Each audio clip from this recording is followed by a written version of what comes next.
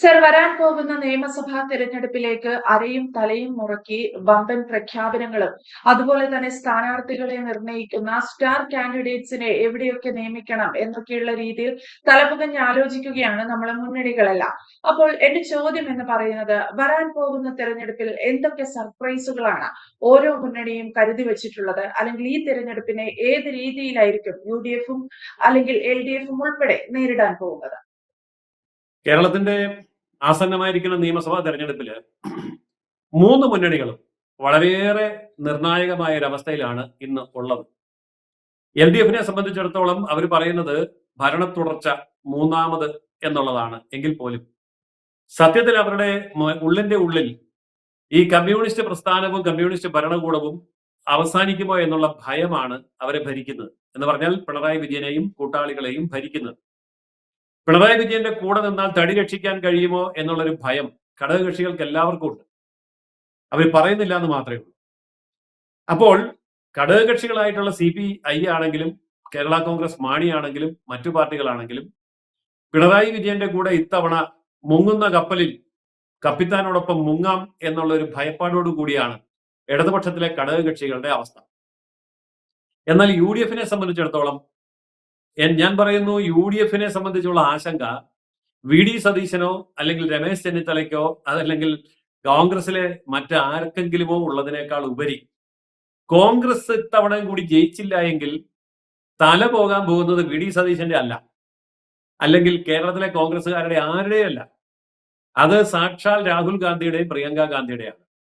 അവർക്ക് ഇന്ത്യ മഹാരാജ്യത്ത് സുരക്ഷിതമായിട്ട് ജയിക്കാൻ കഴിയുന്ന സീറ്റ് അല്ലെങ്കിൽ സീറ്റുകൾ കേരളത്തിൽ മാത്രമേ ഉള്ളൂ. അതുകൊണ്ടാണല്ലോ ഇപ്പൊ ആങ്ങളെയും പെങ്ങളും കേരളത്തിൽ തമ്പടിച്ചിരിക്കുക. കഴിഞ്ഞ ദിവസം ഇടുക്കിയിൽ ഒരു കോളേജിൽ പോയി ഡാൻസ് കളിക്കുന്നത് കണ്ടു രാഹുൽ ഗാന്ധി.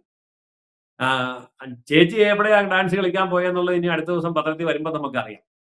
അപ്പോ ഈ ചേച്ചി അനിയനും കൂടെ ഡാൻസ് കളിക്കുന്നത് അവരെ സംബന്ധിച്ചിടത്തോളം നിലനിൽപ്പിന് വേണ്ടിയുള്ള പോരാട്ടത്തിന്റെ ഭാഗമായിട്ടാണ്.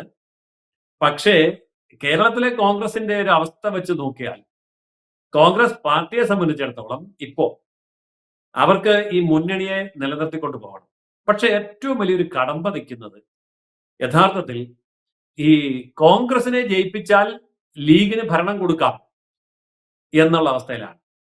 അതായത് നമുക്ക് നമ്മുടെ കേരളം തിരിച്ചു പിടിക്കാം എന്ന് പറയുമ്പോൾ VD സതീശൻ നമ്മുടെ കേരളം തിരിച്ചു പിടിക്കാം എന്ന് പറയുമ്പോൾ അപ്പുറത്തിരുന്ന് ഞമ്മന്റെ കേരളം തിരിച്ചു പിടിക്കാമെന്ന് വേറെ കുറെ പേര് പറയുന്നുണ്ട്.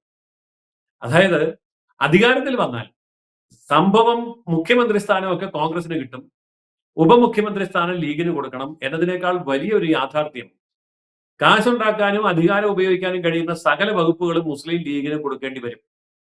അത് പോരാഞ്ഞിട്ട് കോൺഗ്രസിനകത്തുള്ള മുസ്ലിം മന്ത്രിമാർക്കും പ്രധാനപ്പെട്ട വകുപ്പുകൾ കൊടുക്കേണ്ടി വരും. പിന്നെ ഏതെങ്കിലുമൊക്കെ ഘടകകക്ഷിയുടെ പേരിട്ട് വന്നിട്ട് ജയിച്ചു വരുന്ന 1-2 മുസ്ലിം MLA-മാരുണ്ടായാൽ അവർക്കും പ്രധാനപ്പെട്ട വകുപ്പ് കൊടുക്കേണ്ടി വരും.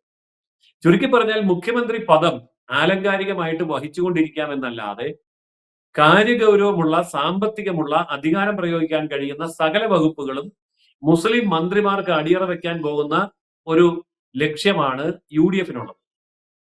ഇതിവിടുത്തെ ഹൈന്ദവ ക്രൈസ്തവ വോട്ടർമാർക്ക് മനസ്സിലായിട്ടുണ്ടെങ്കിൽ UDF-നെ പിന്തുണയ്ക്കണോ വേണ്ടയോ എന്നവർ ഒരിക്കൽ കൂടി ചിന്തിക്കും. രാഹുൽ ഗാന്ധിയുടെയും സോണിയാഗാന്ധിയുടെയും ജീവൻ രക്ഷിക്കണോ, നമ്മളുടെ സംസ്ഥാനം രക്ഷിക്കണോ എന്നുള്ളത് ഗൗരവമുള്ള ഒരു ചിന്തയാണ്. ഇതിന് കാരണമുണ്ട്. ഇപ്പൊ ഞാൻ പറയാതെ തന്നെ എല്ലാവർക്കും അറിയാം, കേരളത്തിലെ UDF-ന്റെ ഏറ്റവും വലിയ പിന്തുണ എന്ന് പറയുന്നത് ക്രൈസ്തവ വോട്ട് ബാങ്കും മുസ്ലിം വോട്ട് ബാങ്കുമാണ്. ഇതിൽ വലിയ വോട്ട് ബാങ്ക് മുസ്ലിമിന്റേതാണെന്ന് കോൺഗ്രസ് തിരിച്ചറിഞ്ഞ കാലം മുതൽ 80-20 എന്ന് പറയുന്ന സംവിധാനം ഉണ്ടായി. എന്താണ് 80-20? അതായത് ന്യൂനപക്ഷങ്ങൾക്ക് വേണ്ടി മാറ്റിവെക്കുന്ന തുകയുടെ 80% മുസ്ലിമിനും ബാക്കി 20% ക്രിസ്ത്യാനി അടക്കമുള്ള 5 ന്യൂനപക്ഷ വിഭാഗങ്ങൾക്കും കൊടുക്കണമെന്നാണ്. അപ്പൊ ക്രിസ്ത്യാനിക്ക് 20% പോലും ഇല്ല. ഇത് ക്രിസ്ത്യാനി മനസ്സിലാക്കിയിട്ടുണ്ട്. ഞാനൊരു ഒറ്റ ഉദാഹരണം പറയാം. 20,000 സ്കൂൾ അധ്യാപകരുടെ നിയമനം തടഞ്ഞു വെച്ച ഒരു സംഭവം കേരളം മുഴുവൻ ചർച്ച ചെയ്യപ്പെടാതിരുന്ന ഒരു കാര്യം. അവസാനം NSS സുപ്രീം കോടതിയിൽ പോയി അനുകൂലമായി വിധി മേടിച്ചുകൊണ്ട് വന്നപ്പോ വികലാംഗ അധ്യാപക നിയമനത്തിന്റെ പേരിൽ തടസ്സപ്പെട്ട് കിടന്നിരുന്ന അധ്യാപക നിയമനം NSS സ്കൂളുകളിൽ നിന്ന് അവർക്ക് നടത്താമെന്നുള്ള അനുമതി സുപ്രീം കോടതി കൊടുത്തു. ഇതിന്റെ മറവിൽ വേണമെങ്കിൽ സുപ്രീം കോടതി NSS-ന് കൊടുത്ത അനുമതി ക്രിസ്ത്യൻ മാനേജ്മെന്റിനും സ്വീകാര്യമാണ് എന്ന് പറയാൻ കേരളത്തിലെ മുഖ്യമന്ത്രിക്ക് കഴിയുമായിരുന്നു, വിദ്യാഭ്യാസ മന്ത്രിക്ക് നടപടിയെടുക്കാനും സാധിക്കുമായിരുന്നു. പക്ഷെ ചെയ്തില്ല. എന്താ കാര്യം? 16,000 അധ്യാപകരും ക്രൈസ്തവ സ്കൂളുകളിലാണ്. 20,000 അധ്യാപകർക്ക് നിയമന നിരോധന ഉത്തരവ് മൂലം ശമ്പളം തടസ്സപ്പെട്ടപ്പോൾ അതിൽ 20,000-ൽ 16,000 പേരും ക്രിസ്ത്യാനി അധ്യാപകരാണ്. അത് വേണ്ട എന്നുള്ളത് മുസ്ലിങ്ങൾ തീരുമാനിച്ചു. ആ മുസ്ലിം സമ്മർദ്ദത്തിന് കീഴടങ്ങി പിണറായി വിജയൻ അത് നടപ്പാക്കിയില്ല. എന്നിട്ട് ഇപ്പൊ അവസാനം തെരഞ്ഞെടുപ്പിന്റെ പ്രകടന പത്രികയിൽ ഇപ്പൊ വരികയാണ്, നിയമന നിരോധനം മാറ്റും, ഞങ്ങള് മുഴുവൻ അധ്യാപകരെ നിയമിച്ച് ശമ്പളം കൊടുക്കും. പാലാ ബിഷപ്പിന് ഇത് മനസ്സിലായി. പാലാ ബിഷപ്പ് ഇന്നലെ നടന്ന ഒരു സമ്മേളനത്തിൽ ഈ കാര്യം സൂചിപ്പിച്ചു. അതായത് 10 കൊല്ലം ഭരിച്ചിട്ട് തരാത്ത ആനുകൂല്യം ഇപ്പൊ തരുമെന്ന് പറഞ്ഞാൽ അതിന്റെ അർത്ഥം ഞങ്ങൾക്ക് മനസ്സിലാകുമെന്ന് പാലാ ബിഷപ്പ് പറഞ്ഞു. വേറെ ഏത് ബിഷപ്പ് പറഞ്ഞാലും കുഴപ്പമില്ല. പാലാ ബിഷപ്പ് എന്ന് പറഞ്ഞെങ്കിൽ കത്തോലിക്ക സഭയ്ക്ക് അത് കൃത്യമായിട്ട് മനസ്സിലായിട്ടുണ്ടെന്നാണ് അതിന്റെ അർത്ഥം.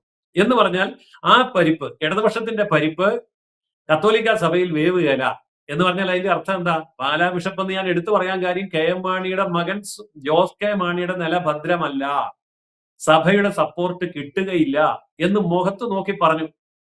കൂടെ അദ്ദേഹം വേറെ ചില കാര്യങ്ങളും പറഞ്ഞു. 24 മണിക്കൂറും ബാർ തുറന്നു വെച്ചാൽ ലാഭമുണ്ടോ എന്ന് നോക്കുന്ന മന്ത്രിസഭയാണ് ഇപ്പൊ ഭരിക്കുന്നതെന്ന് പറഞ്ഞു. അത് ക്രൈസ്തവ വിശ്വാസ സമൂഹത്തിന് കൊടുത്ത കൃത്യമായ മുന്നറിയിപ്പാണ്. അപ്പൊ ചുരുക്കി പറഞ്ഞാൽ കേരള കോൺഗ്രസ് മാണി ഗ്രൂപ്പ് ഇടതുപക്ഷത്ത് നിന്നാലും കത്തോലിക്കന്റെ വോട്ട് മാണി ഗ്രൂപ്പിന് കിട്ടില്ല എന്ന് പറയുന്നതിന് തുല്യമാണ്. അപ്പോൾ അതങ്ങനെ.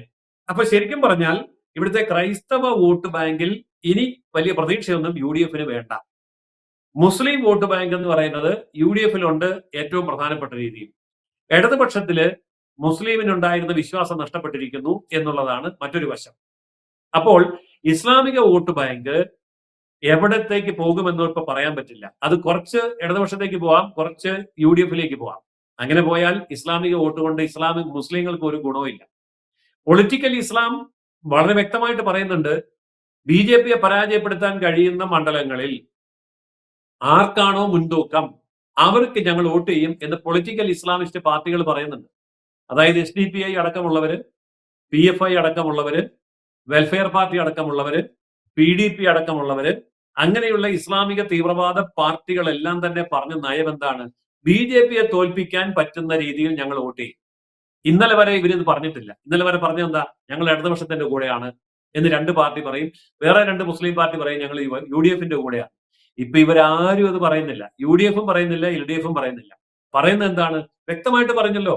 SDPI അടക്കമുള്ളവർ വ്യക്തമായിട്ട് പറഞ്ഞു, BJP കാൻഡിഡേറ്റിനെ തോൽപ്പിക്കാൻ ആരാണോ ഉള്ളത് അവിടെ ഞങ്ങൾ വോട്ട് ചെയ്യും എന്ന് പറഞ്ഞാൽ അതിനകത്ത് BJP-ക്ക് കിട്ടിയ വലിയൊരു അംഗീകാരമാണ്. അതായത് ഈ വരുന്ന നിയമസഭാ തെരഞ്ഞെടുപ്പിൽ മിക്ക സീറ്റുകളിലും BJP സ്ഥാനാർത്ഥികൾ നിർണായകമാണ്, അവർ പിടിക്കുന്ന വോട്ട് നിർണായകമാണ്, അവരായിരിക്കും കേരള രാഷ്ട്രീയത്തിന്റെ ഭാവി നിശ്ചയിക്കുക. അതുകൊണ്ട് തീവ്രവാദി മുസ്ലിങ്ങൾ, മുഴുവൻ മുസ്ലിങ്ങൾ എന്ന് ഞാൻ പറയുന്നില്ല, തീവ്രവാദി മുസ്ലിങ്ങൾ BJP-യെ പരാജയപ്പെടുത്താൻ വേണ്ടി ചിലയിടത്ത് LDF-ന് വോട്ട് കൊടുക്കും, ചിലയിടത്ത് UDF-ന് വോട്ട് കൊടുക്കും. ചുരുക്കത്തിൽ എന്തായിരിക്കും സംഭവിക്കാൻ പോകുന്നതെന്ന് അറിയാമോ? LDF-നും ഭൂരിപക്ഷം കിട്ടുകയില്ല, UDF-നും ഭൂരിപക്ഷം കിട്ടുകയില്ല. ഈ അവസ്ഥ വന്നാൽ അവിടെ NDA എന്ന് പറയുന്ന BJP-യുടെ മുന്നണി കേരള രാഷ്ട്രീയത്തിൽ നിർണായക ഘടകമായി മാറും. ആര് ഭരിക്കണമെന്നും ആര് ഭരിക്കണ്ട എന്നും, ഇനി 2 പേരും ഭരിക്കണ്ട, രാഷ്ട്രപതി ഭരിച്ചോട്ടെ എന്ന് തീരുമാനിച്ചാൽ ഇതായിരിക്കും സംഭവിക്കാൻ പോകുന്നത്. യെസ്, എന്തായാലും ജയസൂര്യൻ സാർ സൂചിപ്പിച്ചതുപോലെ LDF-ഓ UDF-ഓ ഈ രീതിയിലാണ് തുടർന്ന് പോകുന്നതെങ്കിൽ വ്യക്തമായ ഒരു ആധിപത്യം കേരളത്തിൽ പുലർത്താൻ ചിലപ്പോൾ NDA-ക്ക് സാധിച്ചേക്കും എന്നതാണ് വസ്തുത. അങ്ങനെയാണെങ്കിൽ കൂടി NDA ആണ് ആര് ഭരിക്കണം അല്ലെങ്കിൽ ഏത് തരത്തിലായിരിക്കണം എന്ന് തീരുമാനിക്കുക എന്ന് കൂടി പറഞ്ഞു വെക്കുമ്പോൾ വരുന്ന നിയമസഭാ തെരഞ്ഞെടുപ്പ് വെറുതെ ഒരു തെരഞ്ഞെടുപ്പായി മാത്രം പോവില്ല എന്നും വ്യക്തമായ ആധിപത്യം അല്ലെങ്കിൽ ആ രീതിയിലുള്ള ചലനങ്ങൾ ഉണ്ടാക്കാൻ തെരഞ്ഞെടുപ്പിന് സാധിക്കുമെന്നും വ്യക്തമാണ്. Thank you Jayasuryan sir. കൂടുതൽ വാർത്തകളും വിശേഷങ്ങളും നിങ്ങളിലേക്ക് എത്താൻ ABC മലയാളം സബ്സ്ക്രൈബ് ചെയ്യുക, ബെൽ ബട്ടണും അമർത്തുക.